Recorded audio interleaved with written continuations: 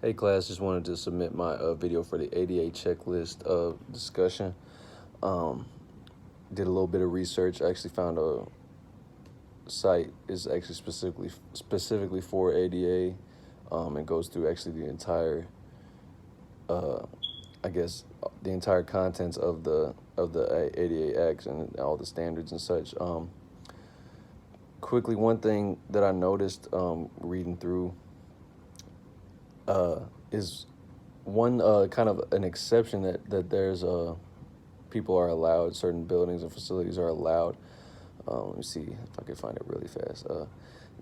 Basically, it was saying that if your building is requiring altercations for full accessibility for all patrons or whatever, there are exceptions to this law, and they come when a building or a facility can prove that it uh, prove that the circumstances of basically incorporating accessibility features can prove to be impracticable for the building. They're one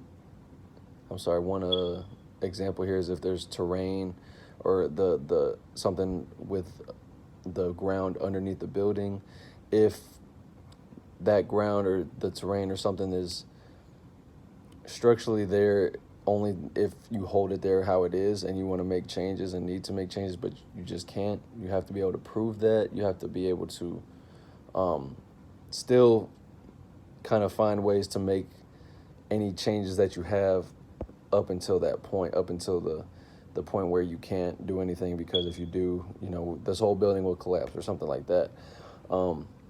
So that was actually something that I didn't think about when I started reading, that there can be certain situations like that. I'm sure that they're not very common. I'm sure they're very uncommon actually, but I'm sure that there are still examples and places that have had to do that, had to prove that they can't, make certain changes and accessibility changes because it's not viable. It's impracticable.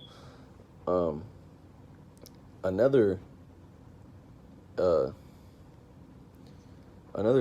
one, or I guess guideline that was here that it was interesting. I didn't really know about it. Is if a facility that is located, a public facility that's located, or commercial facility located in a private residence, the portion of that building, or the portion entranceway or whatever of that building that is in that private residence, uh, it's actually not covered by that.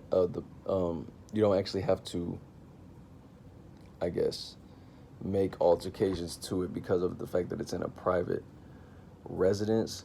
Um, Actually, I would tend to think that that would have to go through, I guess, if the people in that residence wanted it to be accessible for everyone, then they could probably do something, have a homeowners meeting and get signatures. I'm sure that there's some way they could kind of make that happen, but it said that you don't really have to do anything in that instance.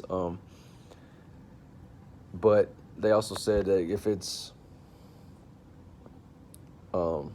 but any part that is not a part of the private residence, or if it's just like an access way for employees only, that still and it's still in the private residence area, that still has to be basically made accessible for everyone. With any form of physical disabilities, you still have to make that accessible, even if it's in the private residence area. It's not accessible for those people in the private residence. It's accessible for employees and other folks, and you would have to have that accessible for every single employee. If you have an employee that is in a wheelchair or something like that, you have to make sure that that is accessible for that employee. But those were just the two interesting things that I kind of saw. Kind of interested to see what you guys found out about this topic.